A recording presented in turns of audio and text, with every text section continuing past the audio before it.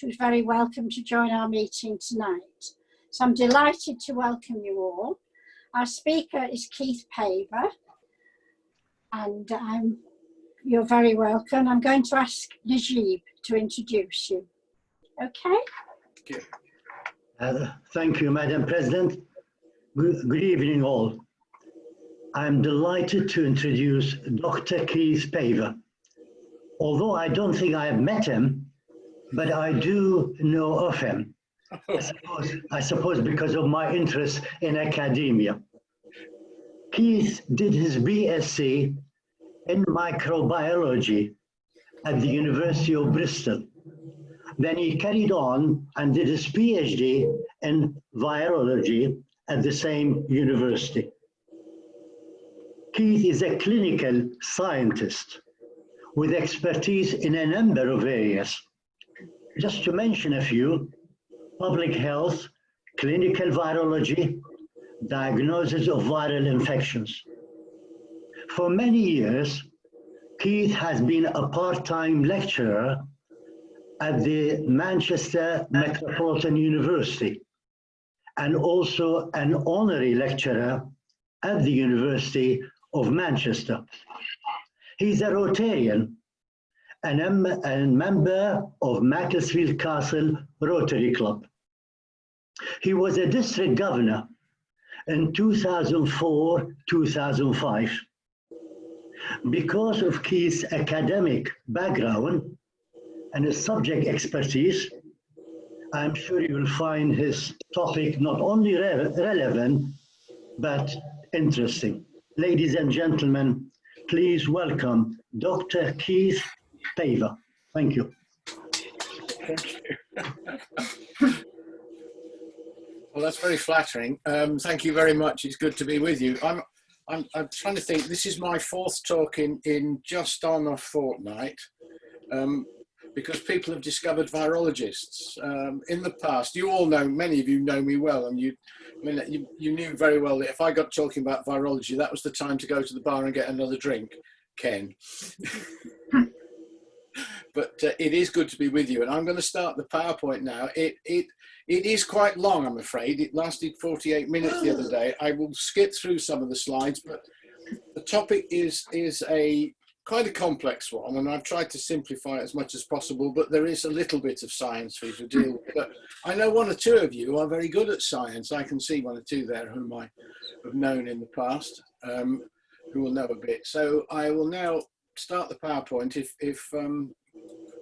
hopefully, yes, it works. It's amazing, isn't it? Right, share.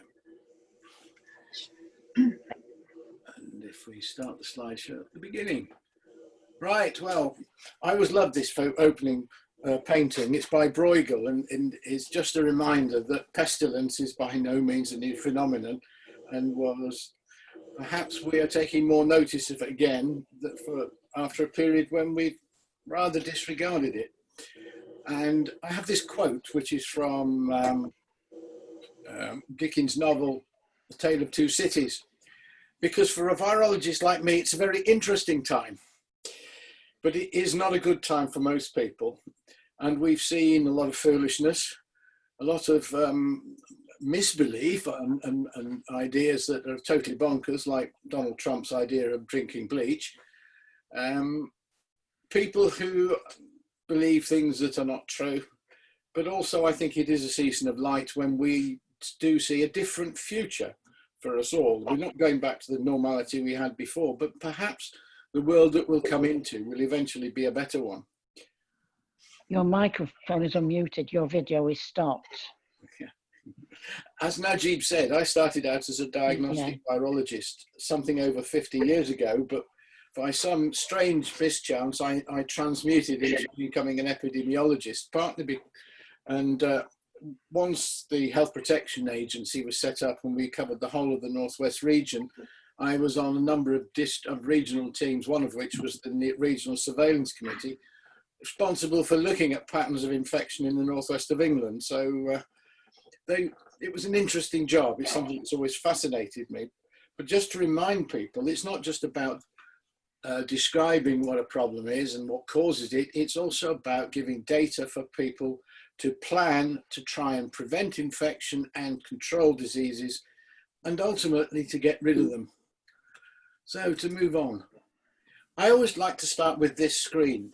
These are two maps, one in 1851 and one in 1901, and this is the annual rate of mortality in children aged 1 to 5 years old, not infantile mortality, this is childhood mortality per year per 1,000 children. And if you look at the red areas, you'll see that if I put it to my ear, I can hear it, otherwise I can't. Somebody's laughing at the moment. Yeah. What you'll see there is that by the age of 5, 600 out of every 1,000 children would have died. And Manchester is firmly in the centre of that red area. And you'll notice it's the large industrial areas. I do not know why the tip of Cornwall had such a high mortality rate as well. Perhaps they fell in the sea. Tin mines. But you'll also see that after over 50 years, there was a considerable increase. I mean, across the whole of the country, except for a few hotspots, again, on the borders of Manchester and the mill towns around Manchester, rather than Manchester itself, still in the northeast. I think that's probably Hartlepool, I'm not sure. And in the areas, the coal mining areas north of Cardiff, that's the Rhondda. And most of that improvement was because of improvements in living standards, provision of good sanitation. And also, well, this is the kind of conditions people lived in. In London was bad, and those are the mills of Manchester. But the picture on the right is in Chiltern on Medlock, which is about a mile, 3/4 mile south of the city centre in 1969. All of that has gone. It was all part of the slum clearance. But only one vaccine was important in those improvements in health, and that was the vaccine against smallpox. And this graph shows you deaths in London from about 1629 right through to the beginning of the 20th century, deaths caused by smallpox, the majority of them in young children. And in the bad years, you were seeing nearly 20%, nearly 1 in every 5 children being killed by smallpox. The first vaccine, the Jenner's vaccine, was introduced in 1796, and the levels continued to fall, even though that vaccine was voluntary. But in 1852 was the first vaccine act that made smallpox vaccination compulsory, and it remained compulsory until 1940s. So my mother, I remember, had several smallpox scars where she'd been vaccinated. My boss, by the way, when I had to be vaccinated regularly, because I would have been involved in diagnosis, was a very good vaccinator, and he produced tiny little spots that disappeared. But then he learned how to do that in China before the war. And that's what smallpox looks like. It's fairly dreadful. And it has a mortality rate of up to 1 in every 3 people will die. Just another chart to show you the improvements in the 20th century, just looking at three periods of 5 years. The improvements in neonatal and infant mortality, that's children dying in the first few months and no later than the first year of life, which by 1961 was a bit higher than it is now, but we haven't improved as much as we ought to in comparison to some other European countries. And then the mortality rate in children aged 1 to 4, which was roughly in per 1,000, 20 in every 1,000 in the beginning of the century, and by the 1960s was less than 1. And the biggest changes there are those caused by the introduction of vaccines against a whole range of things from the 1940s onwards. And just one more chart. This is the leading causes of death in children in 1915. Every one of those is an infectious disease. The majority of those, apart from scarlet fever, which has been basically, it's antibiotics that have meant that scarlet fever has become less important. But a vast majority of those are diseases that have been removed, almost eradicated, if not totally, or certainly down to very small numbers through vaccination. Just a quickie of the changing workplace of the virologist.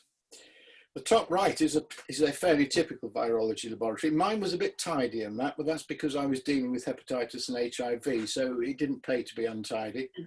But that's fairly typical. There's a lot of hands-on work. We had a hood right up at the top here, which is a negative pressure hood, so that you could work under there with some viruses that were very easily spread by aerosol, and it went out through a filter.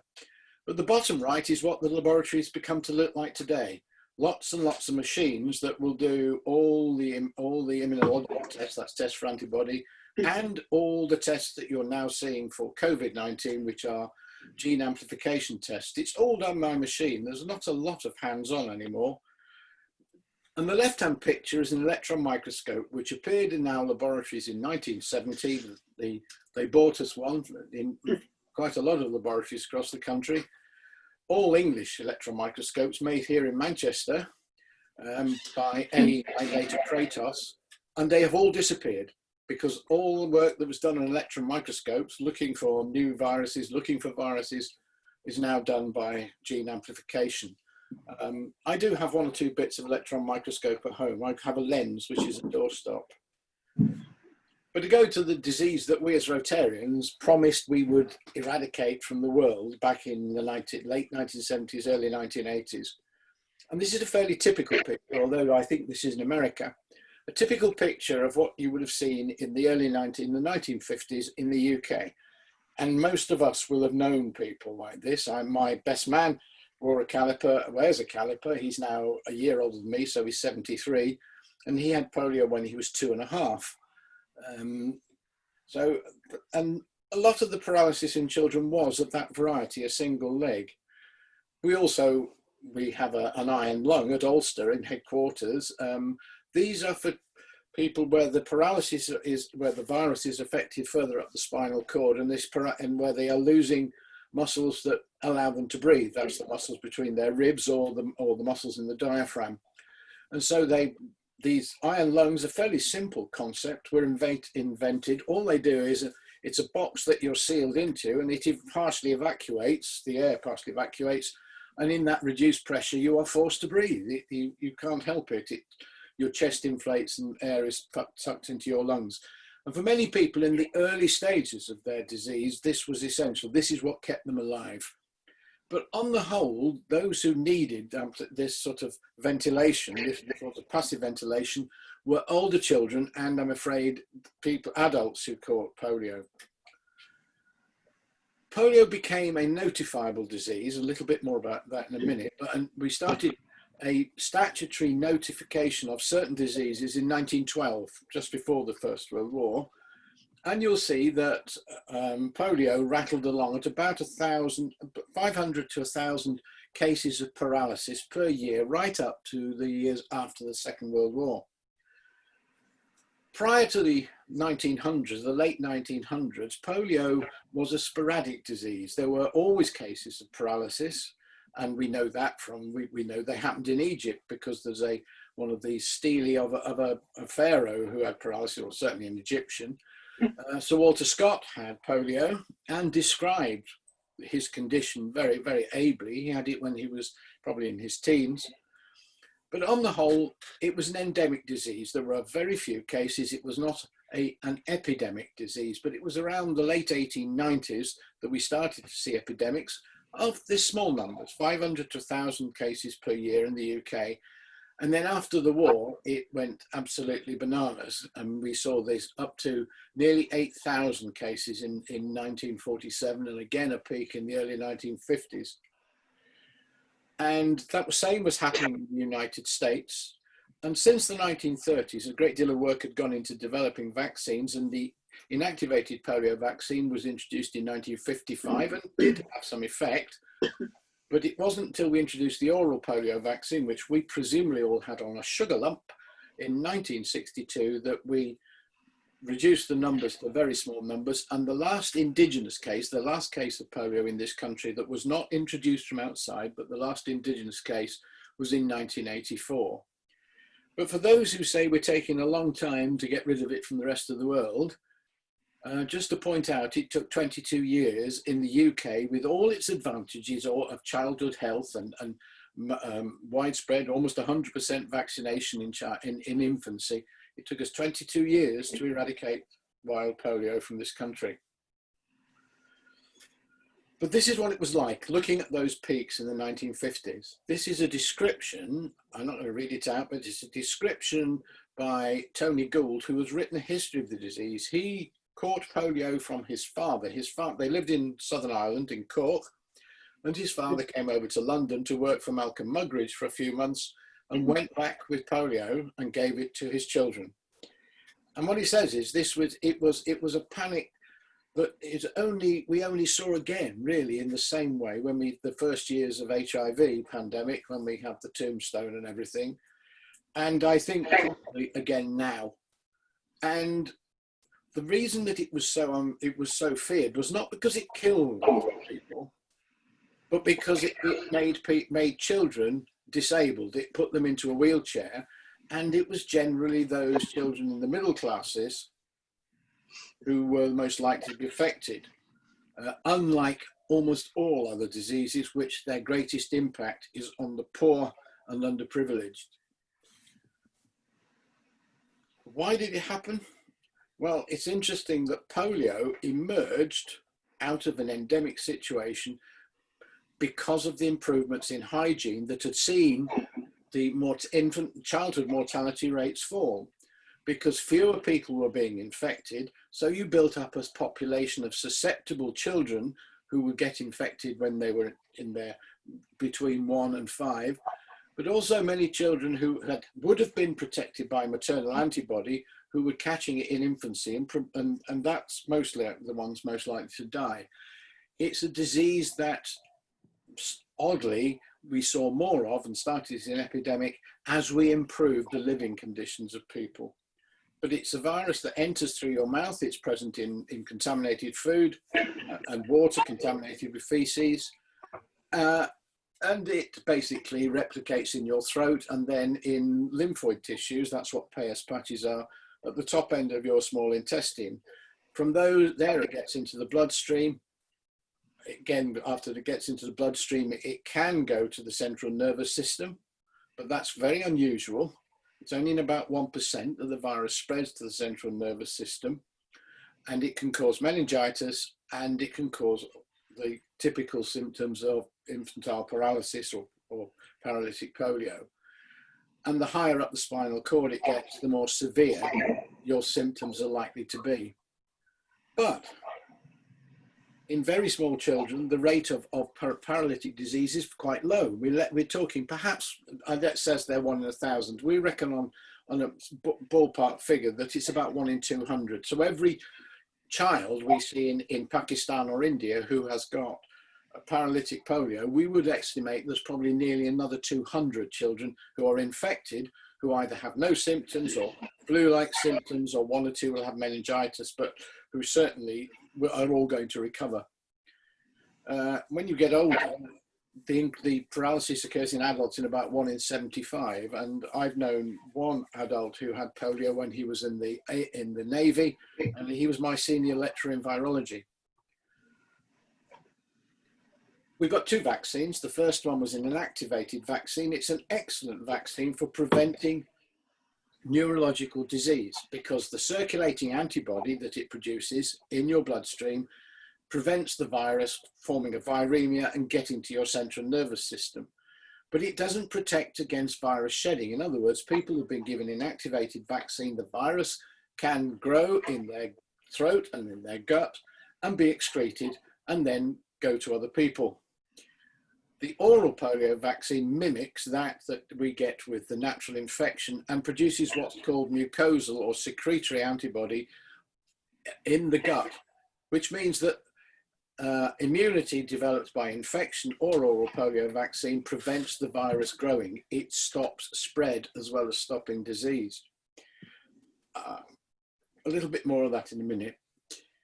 So there we are, 1988. We'll all remember, this is the picture that everybody puts up. That's where we started when the World Health Assembly agreed that we could try and eradicate polio. That is, the World Health Organization, UNICEF, Rotary International, and more recently, Bill Gates Foundation, and also the Global Vaccine Alliance, and national countries, of which the United Kingdom has been a major donor.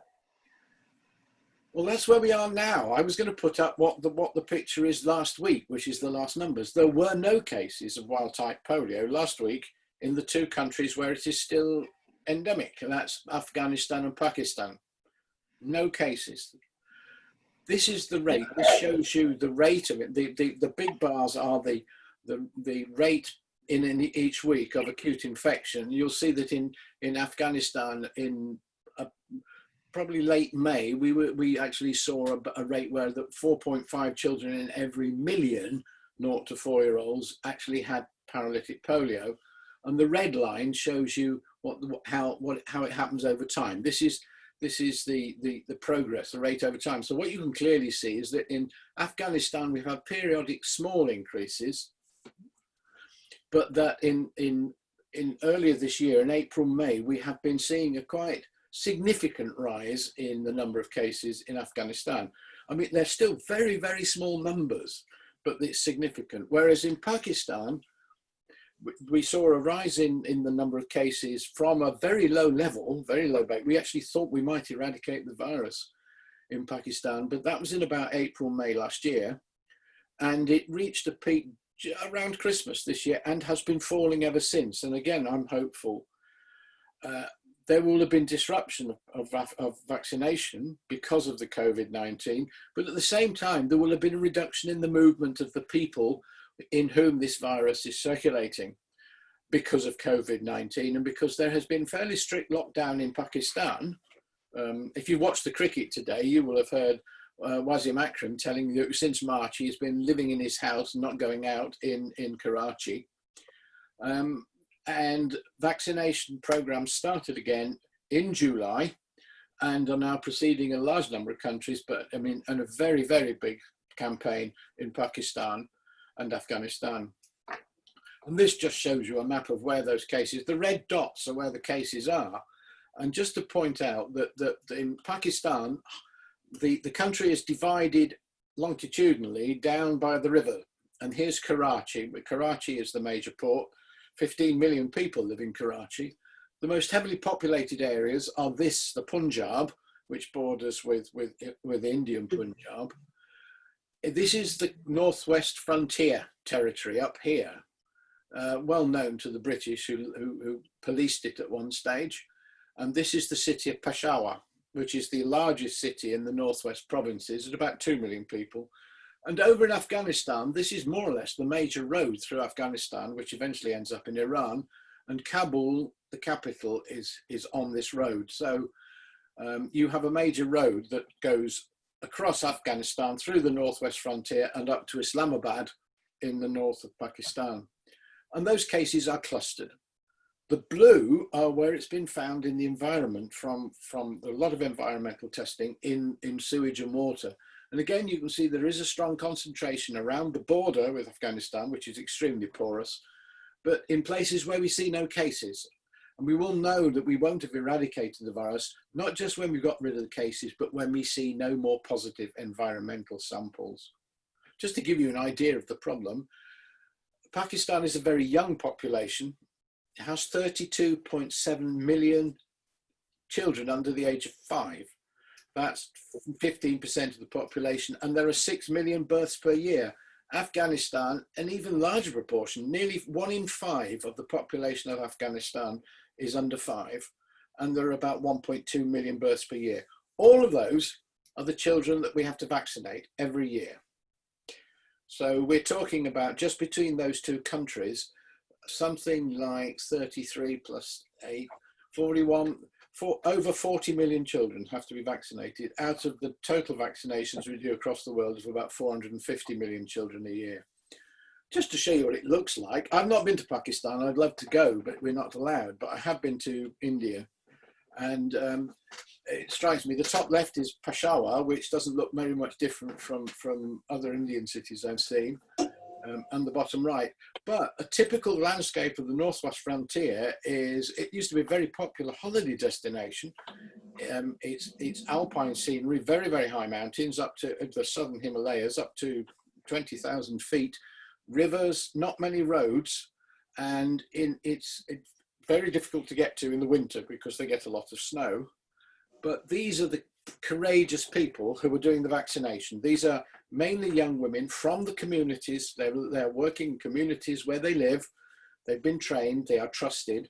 And now you can see they're all wearing masks and using gel because they're all using non-touch techniques for vaccination and taking account of COVID as well. So these are the real heroes of the polio vaccination campaign. We provide them with the vaccine and the delivery methods, and they are people who do the job, and they are wonderful people. I did want to say a bit about acute flaccid paralysis.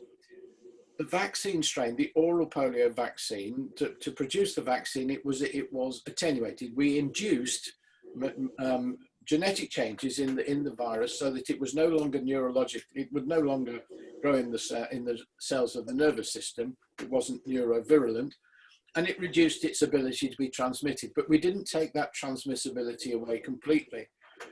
And when the virus grows inside you, virus progeny, that's virus particles that are produced that are more transmissible, have a selective advantage. That's evolution at work. It will evolve back towards a strain which is more easily transmitted.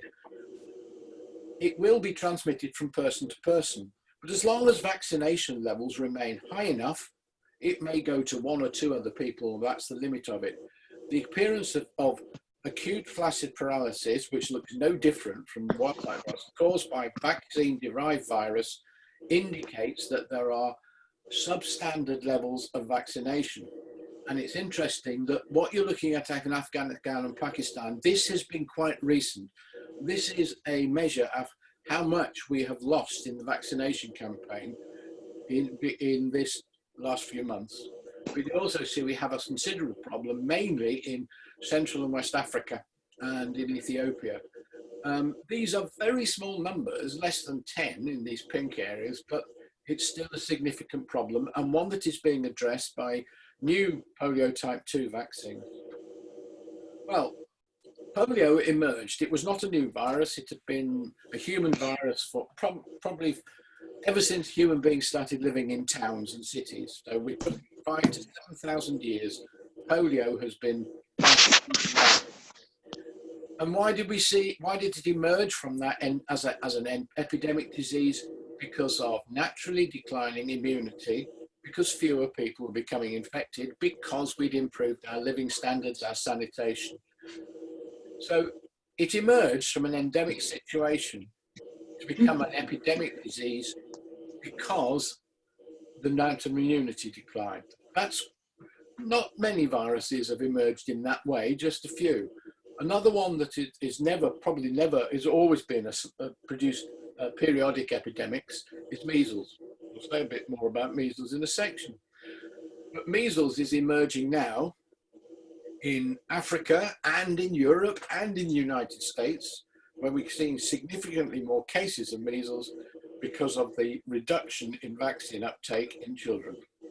We'll often go to these other reasons for emerging infections. The most important one is the one at the top, the red one, spillover of a virus that is present in an animal, or that's a bat or a rodent or a domestic animal, or wild animals such as monkeys. It spill over into a new host.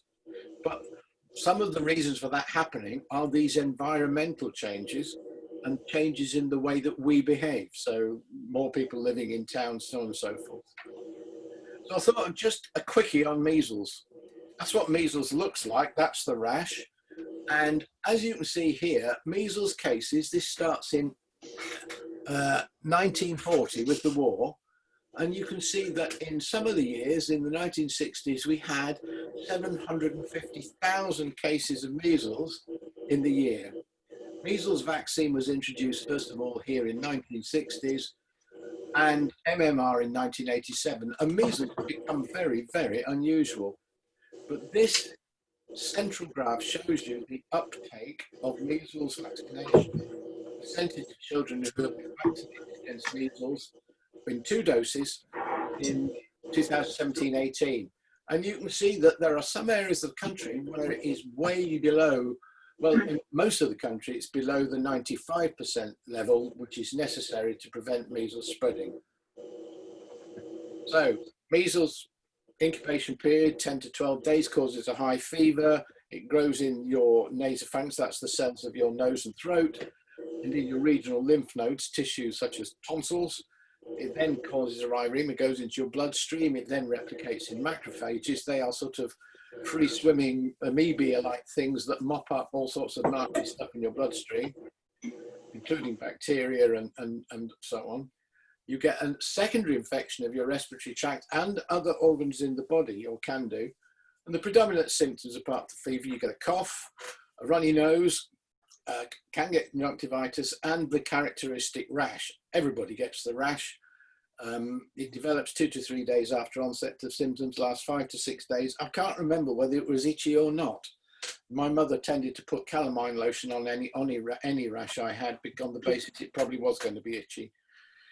And you go on, you spread it from the nose and throat. It is a virus that is spread like COVID-19 by respiratory droplets, but not just large respiratory droplets, but also the small ones, the very fine respiratory droplets. So its spread can go further, and it is the most infectious virus on the planet, 6 times more infectious than COVID-19.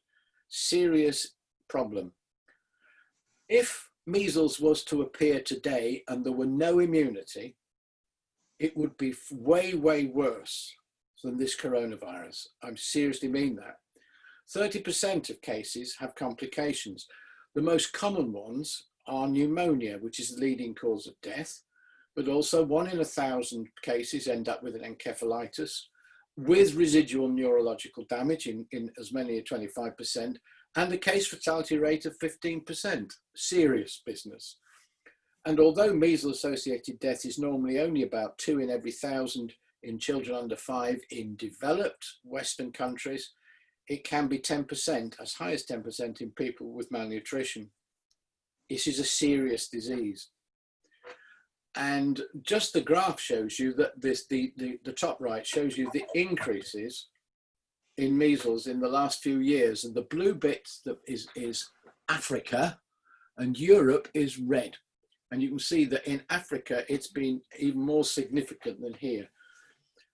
And you can see that the heaviest concentration of cases is spread through Africa and parts of just below the sort of states of Azerbaijan, the areas bordering the Caspian Sea. And since March, there has been a disruption in vaccination. And this means that in at least 68 countries, there are probably 80 million children who are now unprotected against measles, who would have received the vaccine in that last 3 months. It looks rather different in that's a child in Uganda. So, emerging infections. We've seen 2 that can emerge when immunity falls, but now we're going to look at the ones that are new viruses, new to human beings. And just to say, in late 2013, in rural Guinea, a group of children disturbed a small colony of bats. And that was the beginning of the Ebola outbreak of 2013-14, which is shown in the picture on the right. Previous Ebola outbreaks had all occurred in this area around Uganda, the Great Lakes, in Central African Republic, and in Democratic Republic of the Congo. This pandemic outbreak in 2013 was horrendous, and it was in Liberia, Guinea, Sierra Leone, and there was a great deal on newspaper, and there were thousands of people affected. That's how pandemics start, in this inauspicious, innocuous human activity, such as eating wildlife or disturbing a colony of bats. And we can only speculate that sometime probably in late spring, early summer last year, that somebody from southwest China went into a bat cave near a village hunting for wildlife to sell at the local wet market. And that may well have been the beginning of COVID-19. Again, it is a bat virus. So most pandemics begin on the edges of the forests of the equatorial belt across the world. That's West Africa, the Amazon basin, and Southeast Asia, because tropical rainforests are home to an enormous diversity of wildlife and possibly as many as 1.7 million different kinds of viruses about which we only know about a very small number. So virologists are going to be looking at these for years to come. I just wish I could live another 100 years to be part of it. And that 75% of emerging human pathogens come from spillovers from animals. And this is to do with the changes in the way we live. When we were an agricultural species, before we became agricultural, we lived in small hunter-gatherer groups, and a new virus would kill off one of those groups, but would then die out. But ever since the Industrial Revolution, we've dramatically altered our planet, and we especially have changed our world's tropical forests by more agriculture and human settlement and so on, which makes the likelihood of new pandemics more common. And recently we've seen Zika, which you heard of in America, in Southern America, Ebola, Nipah, which happens in Southeast Asia, and of course coronavirus, which is affecting every one of us. And that's just a map of emerging infections since 1998. I'm not going to go any through it. It just shows you how much has happened and how this is not uncommon. What we're seeing now is not uncommon, and it's more and more the norm, but it's something that happens frequently. Fortunately, mostly not with the virus as easily spread as this one. So what about the coronavirus? Well, the pretty picture of the simulation is nice, but actually that's what the virus looks like down an electron microscope. I have seen that. So it's something I've actually seen in my working life. And this is the digression. Bats are interesting because they are a major carrier of these kinds of viruses that can spill over. The only other major group are rodents, such as small mice and rats and so on. And the list of the viruses on the right is known viruses which have transmitted from bats, maybe sometimes via another species, such as dogs or wolves or cows or camels, but have transmitted to human beings. So into coronaviruses, well, there are hundreds of them. They can jump to human beings, but there are only 4 that cause mild to moderate disease. That's the what are called common cold viruses, mainly in children, and probably multiple infections in children. They get them more than once. They're spread by coughing and sneezing and close personal contact, touching an object that's contaminated, and so on. And they all came from bats or rodents into humans sometime in the last few hundred years. One of them, which is called OC43, appeared in the 1890s and may well have been the cause of Russian flu. It's related to a bovine virus, a cow virus, and we know that from its genome, looking at it by analysis of its genome and the change of way of that genome, that it appeared in about 1890. And then there have been up to now 2 highly pathogenic coronaviruses, SARS in 2002, and Middle Eastern respiratory syndrome, and now the 3rd one, COVID-19. And at this point, just a few graphs. This is today's figure for the cumulative number of cases. It's lower than the real number of cases, partly because cases are defined by testing rather than by symptomatic. So we mainly only call a case if it's proved to be positive in a test. And also because there are many, many more people who are infected who is not showing any symptoms and therefore not going to be tested anyway.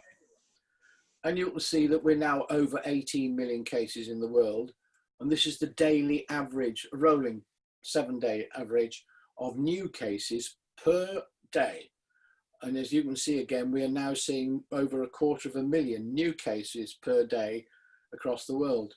And looking at this, if you look down in March, from December to March, most of that is China, then Europe and North America, and then rising through, and now increasingly in South America and in Asia and in Africa. And this is just those 6 continents of the world, Europe, and showing Oceania with it. You will have read that there's a tremendous increase in the number of cases in Melbourne and the state of Victoria in Australia, and a few cases in New South Wales, and 1 or 2 cases in New Zealand. But the Australians really thought that they had eradicated the virus, and it's come back quite markedly. And the state of Victoria, Melbourne, is in a much more stringent lockdown than we are in the northwest of England. And you can see that in Europe, you can clearly see the second phase happening. But if you look up here, the scales are different. The scales here for South and North America, they are 4 times the height. And you can see this tremendous growth in South America. And then looking at Asia and Africa, again, becoming more significant. The number of cases per million people is not so high, but it's in Asia and Africa that more than 3/4 of the world, well, certainly more than 2/3 of the world's population live. And then just looking at the European countries, well, there's us, the United Kingdom, we had a longer peak. If you look at, so when we reached the peak of the number of cases per day, we didn't fall away. We kept on the same number of cases for much longer than in France and Germany. And this is to do with the way we responded. I'm not going to argue about the way we responded. There were clear differences in the way that we responded to the infection, but also there are differences between our countries.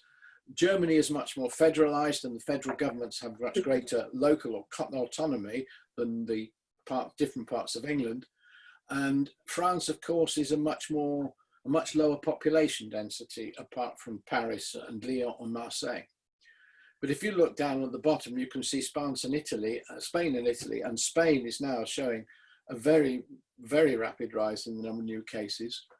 And then on the right is, just to contrast, 2 Scandinavian countries of similar population sharing a very long border, Norway and Sweden. Norway took the same route as much of the rest of Europe with lockdown. Sweden didn't. And that's the point. But what we are seeing is now that this second wave is not widespread. It's not, we're not seeing it across a whole country. Originally, the outbreak, the pandemic in the UK was spread throughout the country, more concentrated in the big cities and the industrial areas and areas where people are living in densely populated areas and in areas of social deprivation, but everywhere. This is what's happening now in Spain. We're seeing new cases in Spain, but the 2 main centers of these are Madrid and the area around Madrid, and the area around Barcelona. And the worrying thing about the area around Barcelona is that Barcelona is one of the 2 major deep water ports on the Mediterranean. The other is Marseille. And there is a lorry route comes from Eastern Europe and goes back to Eastern Europe, all the way down along the southern coast of France and into Barcelona. And there's a lot of cross-border movements. They're very, very busy. So the Pyrenees get in the way here, but this corridor here is a lot of commercial movement of people between France and Spain, but also then going up north into Central Europe. And this is the cases in Great Britain. I don't know why North Yorkshire came up like that, but what we can see is that the darker red on the left is where the greatest number of cases have happened in our country. But on the right, the purple areas and the deeper purple areas are where the number of new cases are increasing at the moment. And we know that we in Greater Manchester and parts of Lancashire and Yorkshire are under lockdown because we've seen a significant increase in cases. Looking at Greater Manchester, the greatest number of infections has been in Oldham. This is the 7-day total cases per 100,000, and we're looking at over 60 in Oldham. And in Manchester, although if you separate Manchester into its separate wards rather than seeing it as a single city, those of us who live along the River Mersey in South Manchester, in Didsbury and Withington and Chorlton, the numbers of cases are very, very much lower. But the concentration at the moment, I understand, is in North Manchester and in Crumpsall. The number of cases in Stockport has been less, but on the right shows you the way that the number of cases has started increasing from about the middle of July in Stockport as well. Why is this happening? Well, it's very easy for a government to sort of blame one group or another. We know that there have been problems with the meat packing factories, as you see them up at the right. with the garment factories in Leicestershire and in Oldham, as you see them down at the bottom. I have no doubt that everybody going to the beach, and that beach, I've seen pictures of the beaches on the south coast very much more crowded than that, but we may well see new cases resulting from that. Illegal raves down at the bottom are a potential where young people are mixing. That's down in Thaxted, but we know that Daisy Nook up in Oldham was actually trashed, basically. But it's also people who live in poor living conditions, overcrowded living conditions, and people of black and ethnic minorities. But many of the new cases at the moment, the increases are in the white population. That's true in Trafford, it's true in Stockport as well. So this isn't just refined to one group. There are reasons why some groups show more risk, greater risk of infection than others, and it's to do with how they live and the possibilities for life that they have. This is the basic bit the government says. So everybody, one of us is over 70 is at moderate risk. We know that if we've got a comorbidity, that increases the risk and also increases the risk of serious illness and death. And now at the bottom, obesity is being seen as a major problem. And high risk, well, obviously people are on organ transplants, people being treated for cancer and so on and so forth. In other words, all the things that make you at risk of a lot of other infections also put you at much more increased risk of coronavirus. But to blame one group is not fair, because we know that people from our black, Asian and ethnic minority backgrounds are more likely to be exposed. They live in larger multi-generational households. They are involved and overrepresented in key worker roles, frontline health and social care. They're twice as likely to use public transport, and they are less likely to stop work because they're often in poorly paid jobs where they can't afford to stop work, where they're not going to get home working and so on. And that there is this feeling that they have, we know from surveys, that they feel they may be given tasks or will not refuse to do tasks that are more risky. So it's a disease that affects us all, but it affects some groups more than others, and it's particularly people who have less choice over their lifestyle. I said I'd do a bit about notifiable virus diseases. Just these are the ones that you must report by law. If you diagnose one of these 14 virus infections, a lot of other bacterial infections as well. If you diagnose one of these 14 viral infections in a laboratory, or if you're a GP, and it doesn't matter whether that's a hospital laboratory or a private testing laboratory, by statute, these must be reported within 3 days to the proper officer and to Public Health England. This is the law. And that if you fail to comply with that law, you can be fined quite considerable sums of money. I hadn't realised, I kept on saying, why wasn't COVID-19 made a notifiable disease? It was. The law was passed in March that it's a notifiable disease. One of the problems, though, at the moment in terms of these local outbreaks is that many of the public health specialists in our major cities and boroughs are saying that they were not notified about cases, and much of the testing is being done in one of the 3 privately supported laboratories. Deloitte are involved in that, one of which is at Alderley Park, south of Manchester, on the way to Macclesfield. And when those laboratories were set up, they were set up very quickly with people who had never been trained to do the tests, never been done any diagnostic work. It was fairly chaotic, and the reporting system, not the kind of reporting system we would have had in our laboratories in hospitals, just did not exist. There were enormous numbers of errors, and they are that every laboratory in the country, every hospital laboratory in the country has to be accredited to carry out diagnostic material. These laboratories were not accredited. It was, speaking as a virologist, not as a politician, it was not a world-beating system. It was almost guaranteed to be the worst of all possible worlds. A little bit about fatality rate. the case fatality rate looks higher than the real fatality rate. Many people infected, they're never identified as cases. Therefore, the real fatality rate is much less than this. But we appear to come out very badly in UK, but also there are vast differences in the way that deaths are recorded across the world. Somebody living in poverty in India who drops dead in a field because of COVID-19 is never going to be recorded. So death rates in developing countries, in countries with large numbers of people living in the rural poor, are not going to be recorded. We are particularly assiduous in this country at recording deaths, and we record people as dying of COVID-19 because they have been shown to be infected, even if it's their underlying condition was killing, they would have died from that anyway and fairly soon.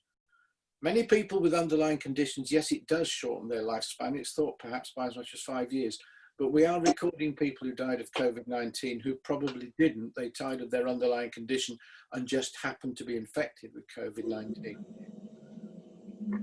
Just to point out that this is by no means the worst virus that we could see. It's a case fatality rate of between 3 and 4%.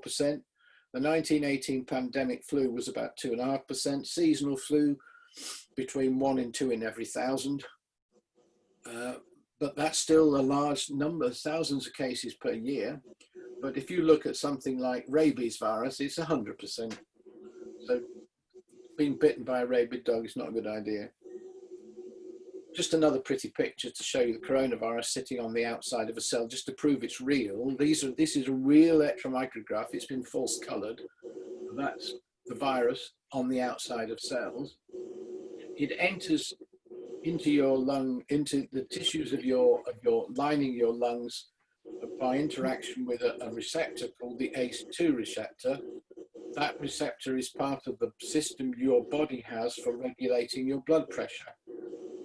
So ACE2 receptors on lining in the cells lining your blood vessels, their activity is to relax the blood vessels, thus reducing blood pressure. Its main transmission, the respiratory route, we've all heard this. It's spread mainly from the throat. It's probably much more efficiently spread than SARS was, which was than itself, even that was fairly horrible. But it does not only attack lungs, it also attacks a lot of other target organs. We know all about these complications, such as high levels of inflammation, which kill people with the most severe lung infection, but also hypercoagulation. We're seeing people with clotting defects, mini strokes, all sorts of things.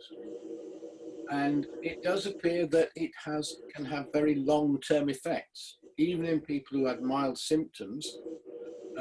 That we end up with people with all sorts of long-term effects, such as chronic fatigue syndrome, that kind of thing. And it is going to be those, whether we can eradicate the virus or not, there are many people who are going to be suffering the consequences of infection long into the future, just as we're seeing people who recovered from polio having a problem with post-polio syndrome today.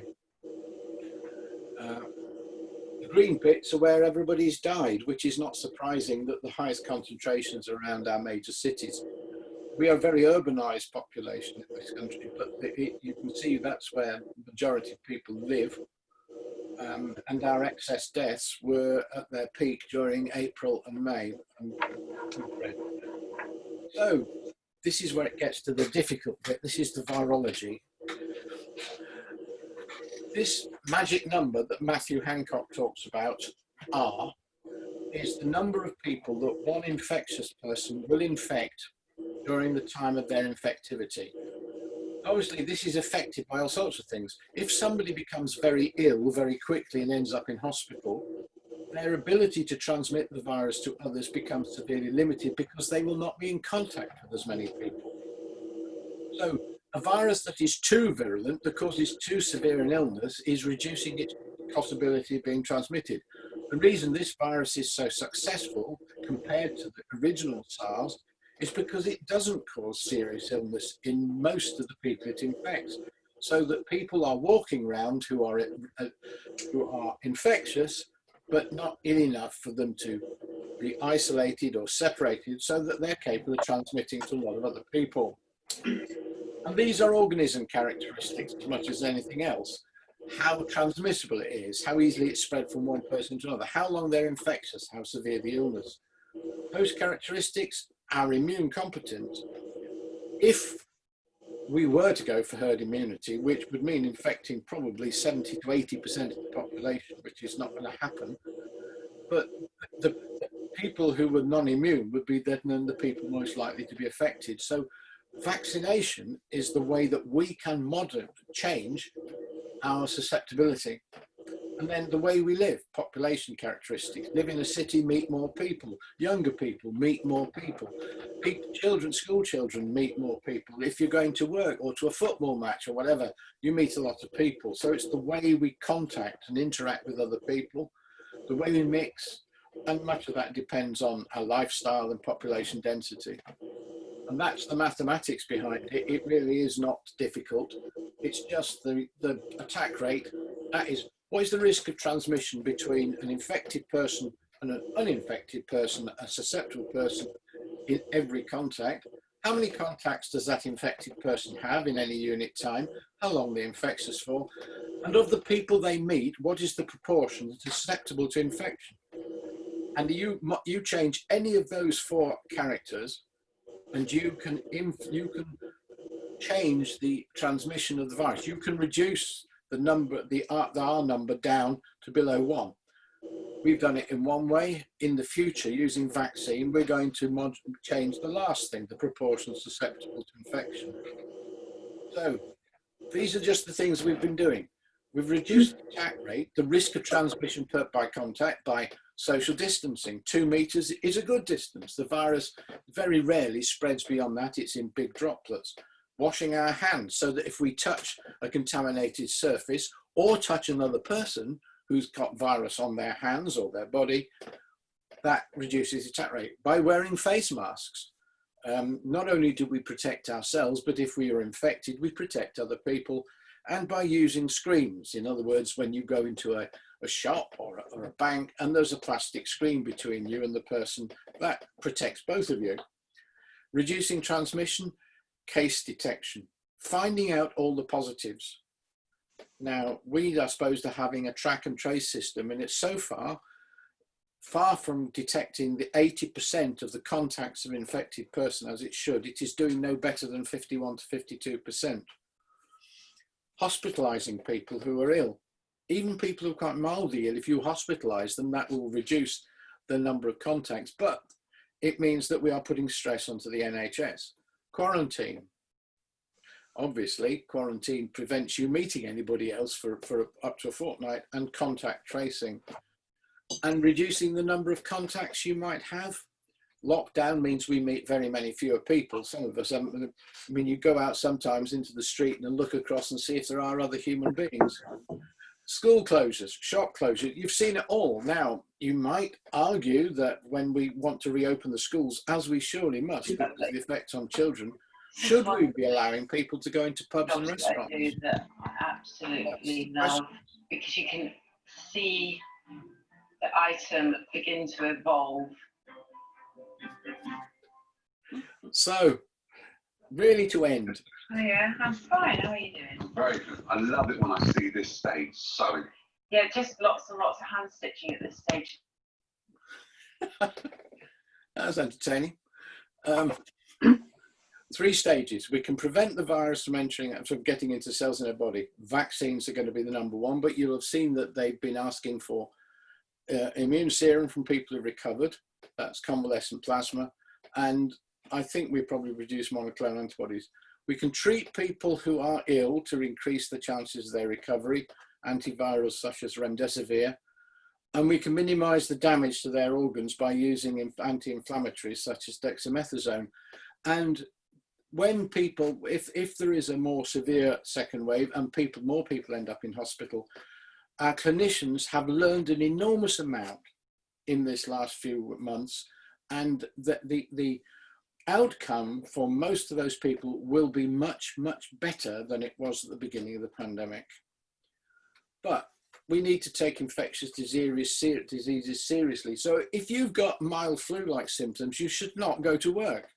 Simple as that. Particularly if you work in the health service, of course. We should not send unwell children to school because it's going to put pressure on us. We do need to make sure that as many people as possible have the flu vaccination among the susceptible, because that will reduce the stresses on the impact on the health service. And flu is, even seasonal flu, means a considerable increase in the numbers of people going into hospital with respiratory symptoms, usually bronchitis and things like that. But we need better hand washing facilities. You will have all noticed the disappearance of public toilets from our streets, which is, we need to see more places that people can wash their hands and so on. And we need to deal with the chronic health problems. These are to do with changing the way we behave, not by stigmatizing people who are overweight, but by helping them to deal with some of them it's a problem they can't deal with, but through education, trying to produce a healthier country. And, well, obviously all wearing our masks. We all have nice black masks that I have anyway, that with my cowboy hat on make me look like Jesse James.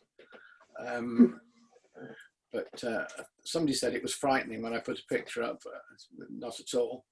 But there is a resistance. I read today that a very considerable proportion of people who are considering taking a continental holiday would not do so if they had to wear a mask or were subject to quarantine.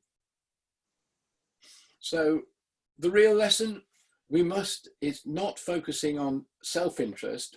It's every one of us is responsible for the health of everybody else.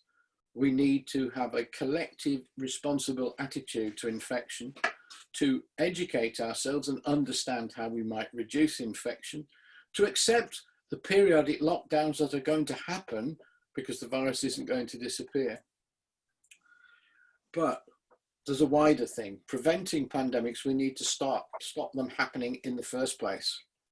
And that means that we need to look at the things we've been doing as a species, as communities, particularly in our relation to to nature, to the world, in terms of our exploitation of forests, the way we invade forests, because everything we've been doing has increased the possibility of a spillover of a virus in an animal in those forests into a human being. So there's a lot to do. We need to live more sustainably. And that I end up with a picture. This is a picture of logging in Africa. The massive deforestation of the Amazon basin in Africa is affecting our climate as well, but it is also increasing the risk of the viruses that are present there getting into human beings. It's self-interest to live in a more responsible way in our world. And I'm going to stop sharing it there. Wow, thank you very much. That was an amazing talk. Has anybody got any questions for Keith? Are you happy to answer questions? Well, I always answer questions. I mean, I can always refer to a higher authority. I don't know there is one, but I'm looking. I mean, Tony Ash has to be a higher authority. Hi, it's Kevin. Do you mind if I ask a question? No. I just got a couple of questions. I thought that was a great presentation, by the way. Thanks very much. Couple of questions. Was the reason in the 40s that they stopped making the smallpox vaccination mandatory due to the reduction in infection? Yes. And also, the next question is, I know that you say for the BAME community that there are socio-economic reasons for that, but is there any possibility that there could be genetics as well? This is getting a very interesting question. The one thing you've got to take out of all discussions of that is any consideration of one grouping, one kind of people being superior to others. We know that some diseases, there are genetic links. We know that if you take men and women as separate species, which they are, of course, men are more susceptible to a large number of infections. Man flu is real, by the way. Rosemary disagrees with me, but actually men are more likely to become hepatitis B carriers if they catch hepatitis B than women. They're more likely to be more severely ill with a number of diseases, and COVID is one of them. It's about 2 to 1. The risk of more serious illness is 2 to 1 in men to women. Whether there's a genetic link in black people, there appear to be, you have to be careful at looking at putting all black people into one group is unfair. There's been a lot of genetic, of course, yeah. There's been a lot of genetic analysis of the populations of North America, and trying to link them back to the areas in Africa where the people came from. And it's interesting, that very few people are of single racial type in America. I mean, I'm very careful. I only think there's one race, this human race, with different varieties, but it's like Heinz 57 varieties. But many white people have black genes, and many black people have. The most notable example of a well-known African-American who had white genes was Cassius Clay. Muhammad Ali's grandmother was Irish. So we have a little bit in that. We also know that the population of the Caribbean, the African populations that we took to the Caribbean, have a higher risk of a kind of leukemia, because by taking them from limited areas in Africa, we created sort of clones. I mean, there's another one. But yeah, there is some evidence that shows in one group of black population, not all of it, that those who become infected and become ill are more likely to die than white people. But there's a long time, there's a lot of time in the future. There are no controls over these. We're not, it's going to be several years before we understand completely. As to why smallpox vaccination was ceased, yes, there were no cases. I mean, basically it had disappeared because of the vaccination, the widespread vaccination. We'd eradicated it from this country. And then we got periodic outbreaks. I remember one in 1963 in Birmingham, I think, and we all got vaccinated, and I felt quite ill that time. After that, when I was first working, by the way, I was vaccinated every year because I would have been doing the diagnosis of smallpox, both in probably growing eggs. So that's an answer to your question. We think the main reasons are probably cultural, but that doesn't. Thank you. That's for your answers anyway. Yeah. Very, very helpful. Thank you. Richard, did you want to ask a question? Yes. Do you think there's any truth that the Chinese altered the vaccine? Sorry, what was that, Richard? Do you think there's any truth in the Chinese theory that the Chinese laboratories altered the vaccine? No, none whatsoever. The genetic, it's very difficult to explain to people. Genetic analysis is done on all viruses these days. That means looking at the sequence of the nucleic acids on the genome. They're small and they can be done very quickly. You can probably produce a complete genome map of these viruses in a day. And what you look at is by comparing, we know what the rate of mutation is. The rate of mutation is fairly fixed. And these are RNA viruses, so they have a quite high rate of mutation, and because they don't have mechanisms such as our cells do to repair mistakes when the nucleic acid replicated, you will see lots and lots of variants. And by comparing the strain that we've got, and it's not a single strain, there are about, I think there's about 6 different, slightly different strains. They're very closely related. They're like your relationship to a brother or a sister, if you like, in many ways.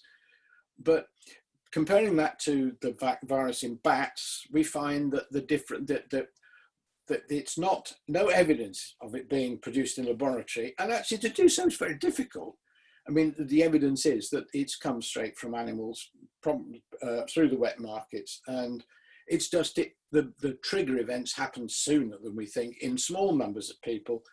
But China got a lot of population movement, and when they got into Wuhan, unbelievable, because Wuhan province had a population considerably in excess of the United Kingdom in that sort of area. So no evidence whatsoever. Right, anybody else? Is there Any question?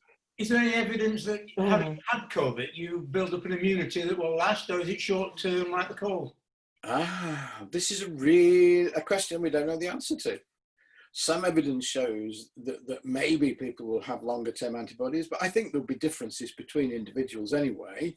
You won't see a common pattern. I suspect that, knowing what we know about the common respiratory coronavirus, is that you get repeated infections like you do with the common cold, that probably immunity from one bout is probably just a year or so. Now, that's not uncontrollable, it's not unmanageable, because for different reasons, we have to be vaccinated against flu every year, because flu is changing all the time.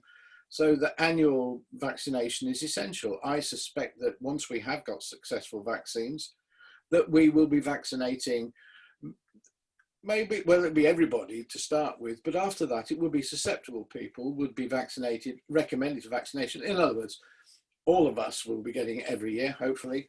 But people with underlying comorbidity, pregnant women, exactly the same group as are given flu vaccine. And we give flu vaccine, of course, also now to all our school children. We didn't used to, but now all school children are vaccinated against flu every year. David? Yeah, just a quick follow-up. According to Professor Whitty, the lockdown has eased as far as he thinks it's going to go. And if the kids go back to school, other things are going to have to get timed up. Would you agree with that? I do.